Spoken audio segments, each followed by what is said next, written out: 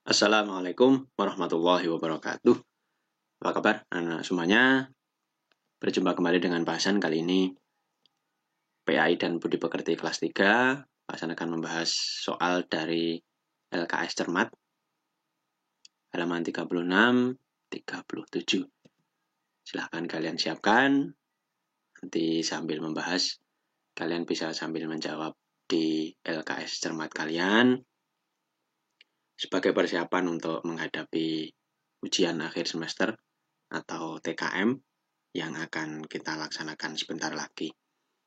Ini materinya tentang sholat, ya, rukun, sunnah, dan ketentuan-ketentuan yang lain tentang sholat. Langsung saja nomor 1 sampai 8 dulu ini menyilang ya. Nomor 1, secara bahasa sholat artinya, sholat ya dalam bahasanya, ini kan Arab ya. Kalau di Indonesia kan gitu ya, artinya secara bahasa artinya adalah doa. Ya, doa itu bahasa Arab juga, tapi maksudnya sholat itu adalah berdoa, yaitu memohon kebaikan dari Allah, memohon sesuatu kepada Allah. Itu adalah arti sholat secara bahasa. Nah, ada arti sholat yang lain, yaitu secara istilah. Ya, secara istilah atau keilmuan fikih, keilmuan agama Islam, ya, sholat itu rangkaian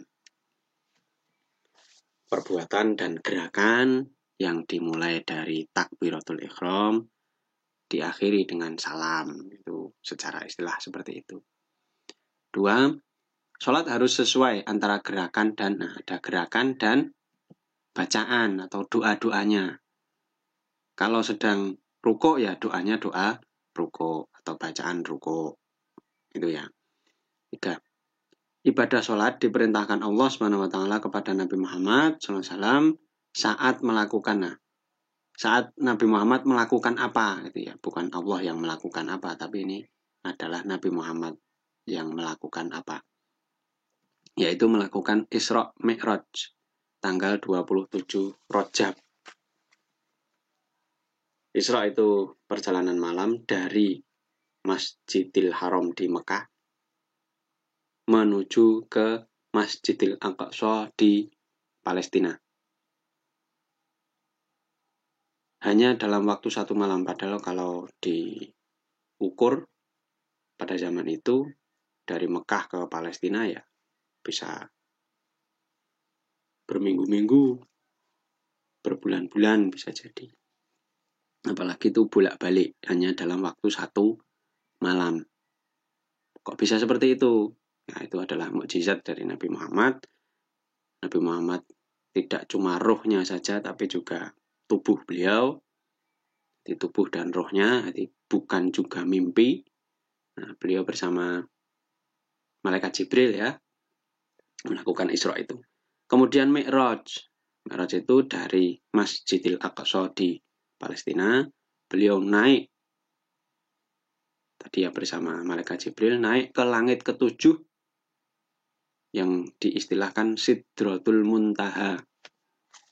Bertemu Allah.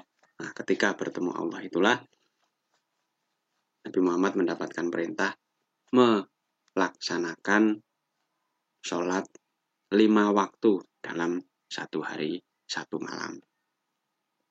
Sholat 5 waktu itu disebut sholat fardu atau sholat wajib, yaitu ya subuh, zuhur, asar, maghrib, dan isya. Sholat-sholat yang selain itu disebut sholat sunnah gitu ya. 4, berikut yang termasuk inti ibadah sholat. Nah, inti dari ibadah sholat itu apa intinya? Ya doa tadi ya di sini. Karena sholat artinya doa. 5, perintah sholat tertuang dalam surah Al-Kautsar. Nah, dalam Al-Quran juga ada perintah sholat. Ayat kedua bunyinya, fasholli li rabbika wanhar. Gitu ya. Inna a'tainakal kautsar 1, kemudian yang ayat 2, fasholli li rabbika wanhar, maka sholatlah, fasholli. 6, gerakan sholat tidak benar. Gerakan sholat tidak benar, ya salah gitu gerakannya. Maka sholatnya gugur. Kalau gugur harus diulangi, gitu ya. Agar sholatnya sah. Sah itu apa? Sah itu diterima. Gugur itu ya bukan seperti pahlawan gugur di medan perang itu ya. Maksudnya di sini sholatnya menjadi tidak sah. Tidak dianggap sholat karena salah. Misalnya setelah rukuk kan harus iktidal, berdiri setelah rukuk dulu. Tapi kok langsung sujud, nah itu kan salah. Maka gugur sholatnya. Diulangi lagi dari awal. Itu. Atau kalau memang itu lupa, ya, dan mungkin ada kalanya lupa begitu ya. Misalnya ketika sholat subuh itu ada gerakan melakukan doa kunut setelah rukuk pada rokaat kedua. Setelah rukuk kemudian iktidal. Nah, ketika iktidalnya rokaat kedua itu kemudian berdoa kunut. Tapi kok lupa tidak doa kunut, nah itu tidak gugur sholatnya. Ini beda ya. Tapi nanti ketika akan salam, akan assalamualaikum itu harus melakukan sujud sahwi namanya. Jadi sujud lagi. Namanya sujud sahwi. 7. Untuk orang sakit. Nah, orang yang sakit artinya tidak dalam keadaan sehat ya, dia harus berbaring di rumah sakit gitu misalnya. Sholat dapat dilakukan dalam posisi, nah ini berbaring, bukan tiduran ya, tapi kita namakan berbaring, bukan tidur. Di posisinya posisi berbaring. Itu. Ya sambil berbaring begitu. Kepalanya di atas bantal gitu mungkin ya. Tangannya ya tetap bersedekap gitu. Ya, sebisanya. Mau rukuk seperti apa, ya tidak usah rukuk beneran. Cukup menganggukkan kepala begitu. Sujud juga begitu, cukup menganggukkan kepalanya. 8. Gerakan sholat harus dilakukan secara tumak ninah. Tumak ninah itu apa tahu? Dilakukan secara tumak ninah maksudnya harus ada waktu diam, tenang, sejenak. Tidak terburu-buru ini. Jadi ketika sujud itu ya diam dulu. Dalam keadaan sujud, diam, tenang, sejenak. Gitu ya. Jadi tidak terburu-buru sujud. Istilahnya itu mendat. Nggak boleh. Harus ada tenangnya, terus ada diamnya. Itulah disebut dengan tumak ninah. Kemudian nomor 9. Nah, ini ada gambar. Di sini tidak terlalu jelas ya. Gerakan pada gambar berikut. Nah, ditunjukkan pada gambar tersebut adalah ini takbiratul ihram, ini mengangkat tangan ini ya. Allahu Akbar begitu ya. Jelas bukan sujud, jelas bukan duduk ya. Apalagi salam. 10. Bacaan saat takbiratul ihram.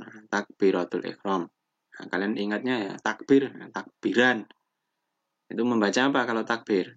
Allahu Akbar. Allah Maha Besar.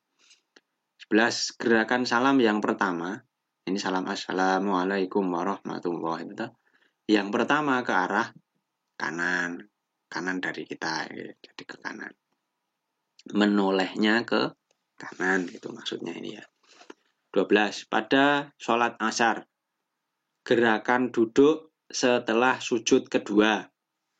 Nah ini pada rakaat kedua berarti ya. Pada rakaat kedua disebut, nah kan ada duduk setelah sujud kedua itu ya. Namanya tahiyat. At-tahiyatulillah itu. Atau disebut juga duduk tasyahud. Nah, ada tahiyat atau tasyahud itu kalau sholat asar, sholat isya, sholat zuhur, karena 4 rakaat, maka pada rakaat kedua itu ada tahiyat. Rakaat keempat juga ada tahiyat atau tasyahud. Nah, yang di rakaat kedua itu disebut duduk tasyahud awal atau tahiyat awal. Awal itu apa? Ya yang pertama. Nah, yang kedua, ketika rakaat keempat itu disebut duduk tasyahud akhir atau tahiyat akhir. 13. Perhatikan gambar berikut. Gambar tersebut menunjukkan gerakan, ini membungkuk ya, namanya ruku. Nah, ruku. Disebutnya ruku. Kemudian nomor 14. Gerakan bangun dari ruku. Nah, setelah ruku disebut i'tidal, berarti berdiri itu. Berdiri setelah ruku, bangun dari ruku disebutnya i'tidal. Ingat ya. 15. Gerakan memegang dua lutut dengan kedua telapak tangan. Dengan posisi meratakan tulang punggung. Tulang punggungnya kok rata, ini maksudnya apa? Maksudnya dibungkukkan rata. Posisi kepala rata dengan tulang punggung. Jari-jari tangannya hendaknya dalam keadaan terbuka. Disebut ini ruku ya, membungkuk ya. Jelas bukan takbiratul ihram. Karena kalau takbiratul ihram mosok tapak tangannya memegang lutut kan enggak. Ya. Bisa bayangkan ya.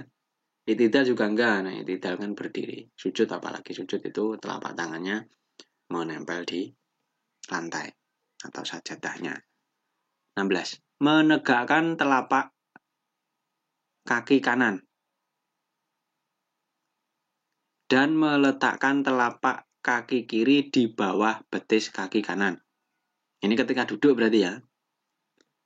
Duduk tahiyat ini mesinnya ya. Kemudian mendudukkan pantat di lantai serta meletakkan kedua tangan di atas kedua paha. Nah, ini duduk ya, duduk tahiyat atau tasyahud itu mestinya.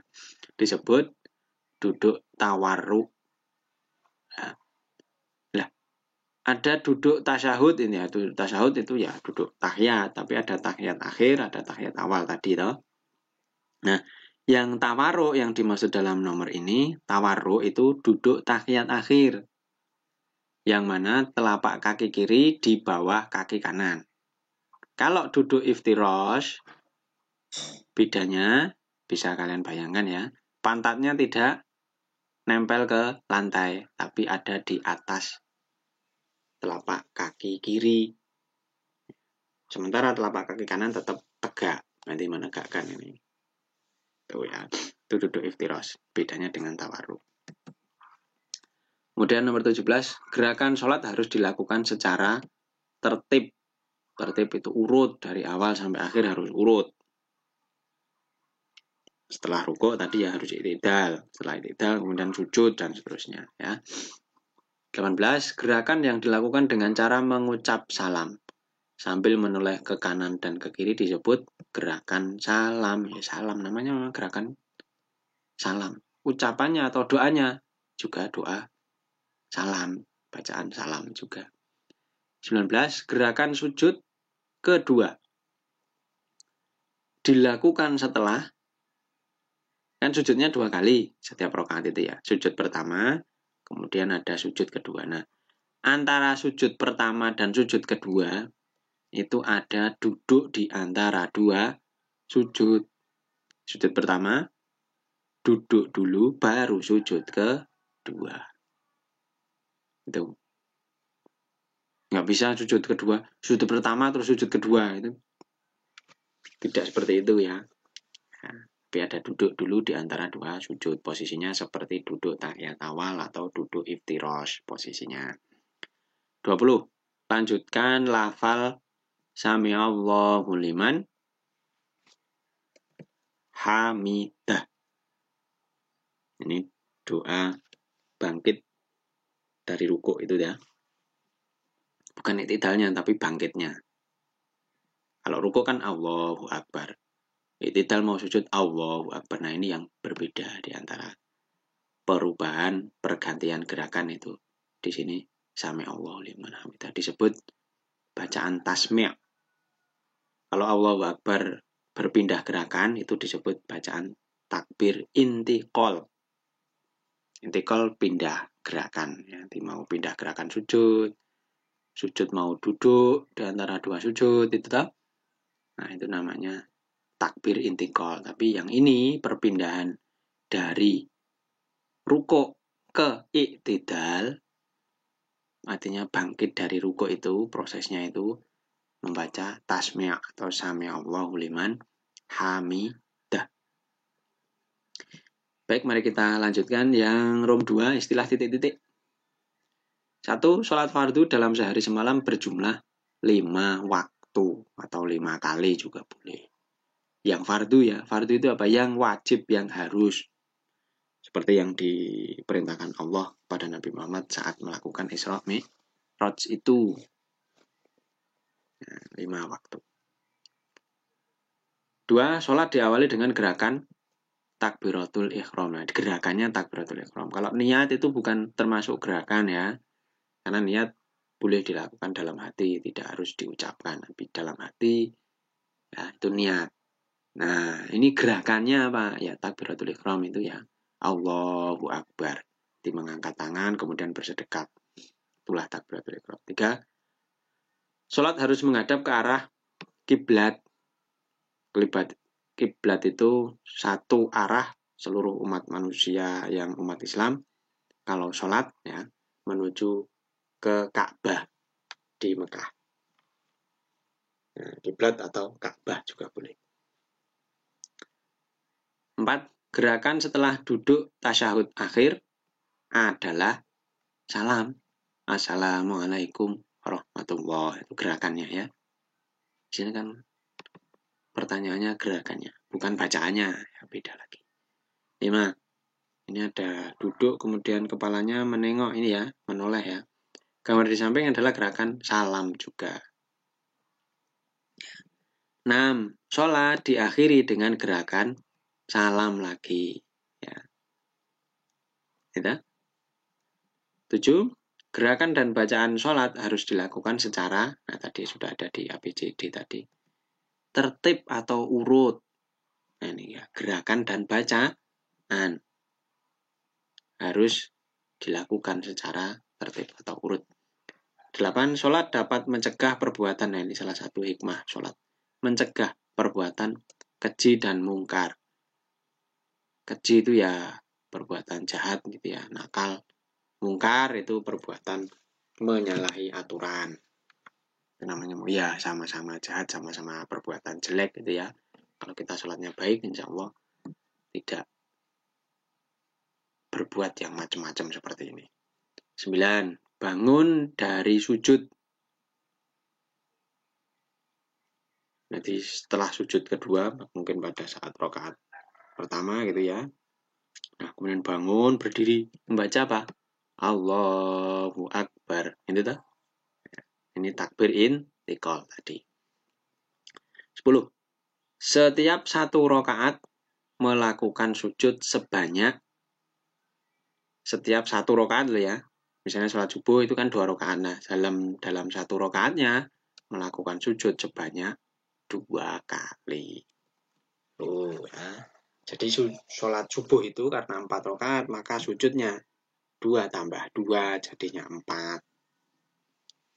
Itu tak? Nah, sampai sini aja ya anak-anak. Room 1 dan room 2 saja. Silahkan kalian isikan di buku kalian untuk belajar menghadapi ujian. Sampai sini dulu. Pasan akhiri. Semoga bermanfaat. Wassalamualaikum warahmatullahi wabarakatuh.